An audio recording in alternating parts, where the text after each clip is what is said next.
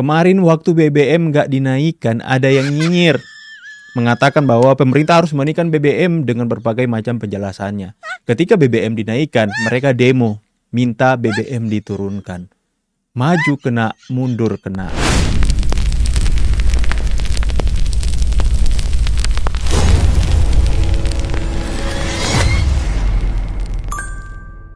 Halo teman-teman semuanya, selamat datang kembali di channel ini. Jumpa lagi dengan saya Vicky Himpong. Apa kabar kalian semuanya?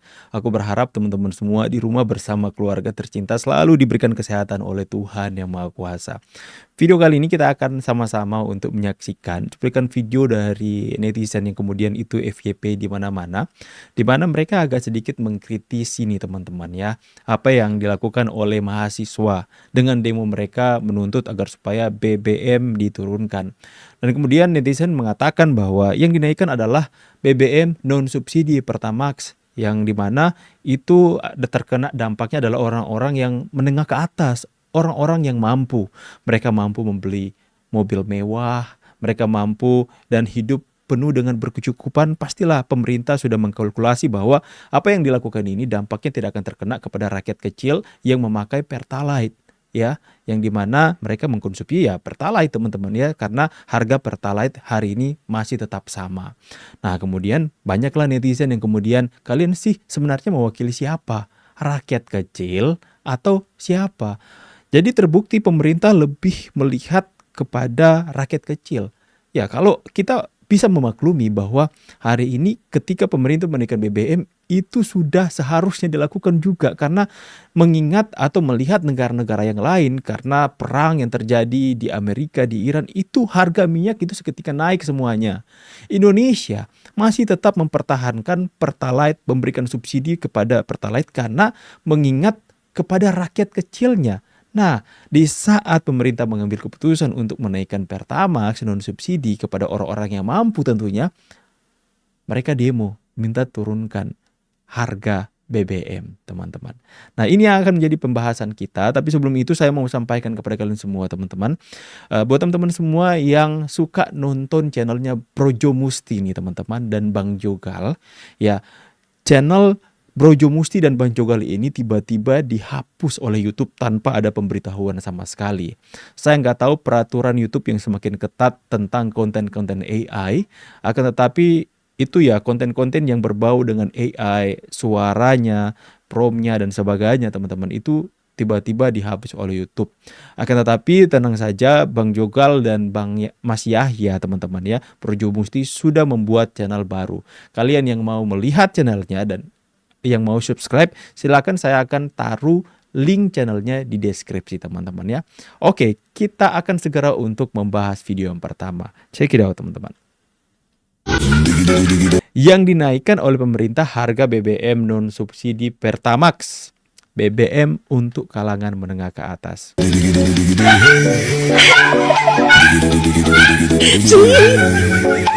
Dan kita lihat, penasaran lihat komentar-komentar netizen ya teman-teman ya.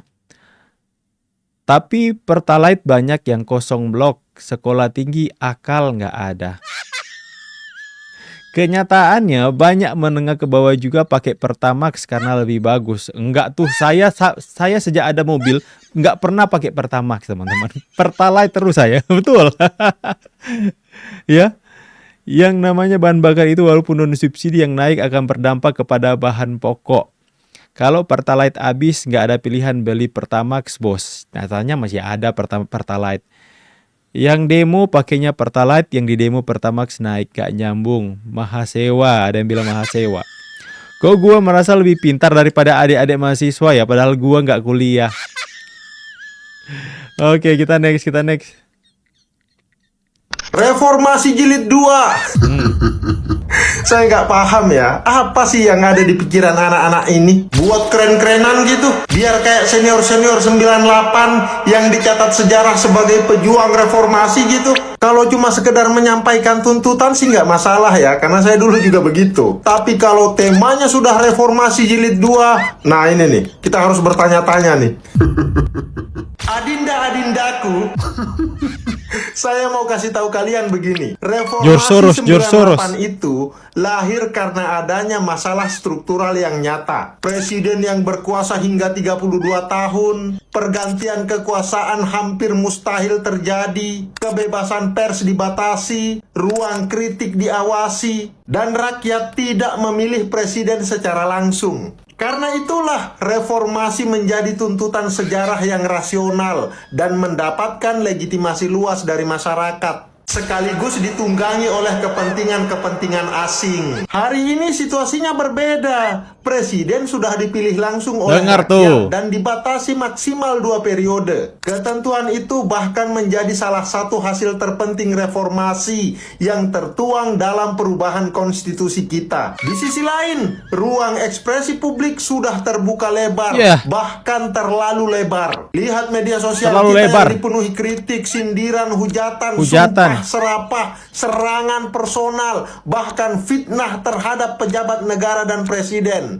Kurang bebas apa kita menyampaikan pendapat di negeri ini? Ya, ini bukan berarti demokrasi Indonesia sudah sempurna. Kita akui, masih ada banyak pekerjaan rumah. Mulai dari penegakan hukumnya, kualitas partai politiknya, korupsinya, birokrasinya, dan tata kelola pemerintahan. Bahkan dalam sejumlah indeks demokrasi menunjukkan adanya tantangan yang perlu kita benahi. Bukan hanya soal demokrasi, Bang. Rupiah jatuh, IHSG anjlok, PHK di mana-mana, kebutuhan pokok mahal, pejabat banyak korupsi, kemiskinan masih tinggi. Ya kalau itu alasannya, kalian jangan bikin gaduh mulu, jangan hobi ngerusuh. Itu kalian bukannya menyelesaikan masalah, tapi memperparah masalah. Mungkin bisa saja dengan cara seperti itu masalah akan selesai, tapi selesai juga kita sebagai negara, rubuh kita sebagai bangsa. Solusi atas berbagai kekurangan itu bukan reformasi yang identik dengan mobilisasi massa, people power, atau ancaman kerusuhan. Jika tuntutannya adalah perbaikan,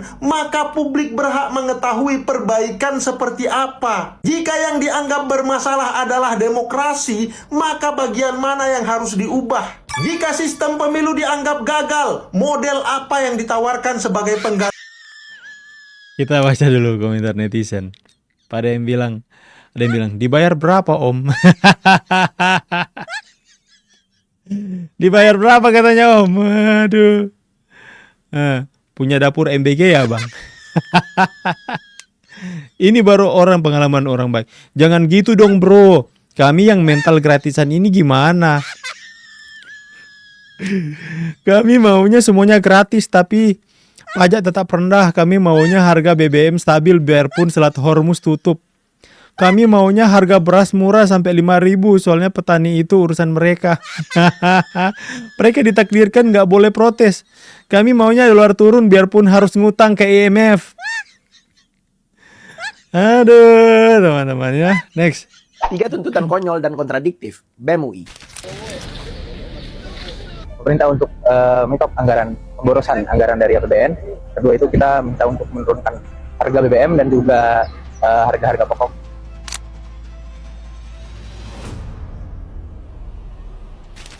Kemarin waktu di Lampung, gue baca tuntutan BEM UI itu dan bikin ngakak. Ada 3 tuntutan yang menurut gue menarik untuk dibahas. Mereka minta pemerintah hentikan pemborosan APBN, turunkan harga BBM, dan turunkan harga kebutuhan pokok. Tapi pertanyaannya, apakah tuntutan ini sesuai? Mari kita bahas.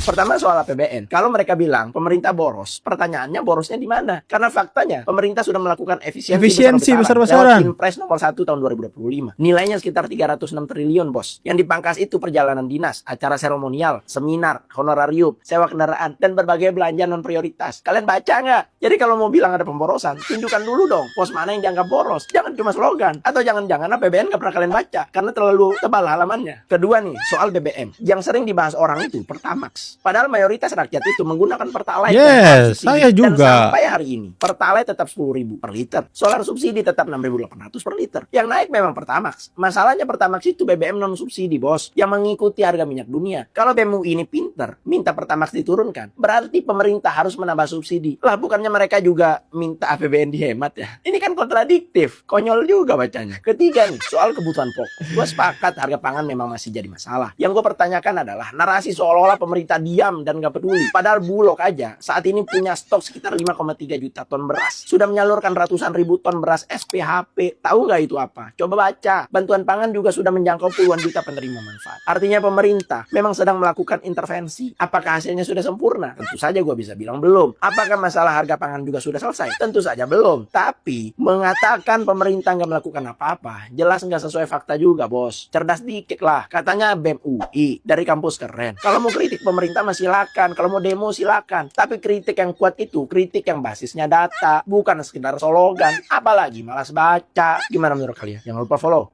Oke teman-teman ya. Jadi itulah. Belum saya tampilkan semuanya kritikan-kritikan. Nanti kita buat di episode selanjutnya teman-teman. Di video selanjutnya. Nah inilah yang kemudian menjadi keresahan bagi rakyat kecil dan sebagian orang teman-teman ya. Dimana mereka kontradiktif dengan tuntutan-tuntutan mereka. Akan tetapi saya di sini mau mengatakan kali ini ya saya agak senang ya. Senangnya bukan apa teman-teman ya. Tapi senang karena tuntutan mereka tidak ada lagi tuntutan adili Jokowi teman-teman. Biasanya tangkap dan adili Jokowi. Ya ada tuntutan. Atau maksulkan Prabowo Gibran. Biasanya ada seperti itu ya. Akan tetapi memang kalau awal-awalnya kayak Indonesia Gelap kemarin kan teman-teman ya. Awal-awalnya masih masuk akal nih tuntutannya. Tapi semakin ke sini sudah makin ditunggangi. Ya, makin ditunggangi.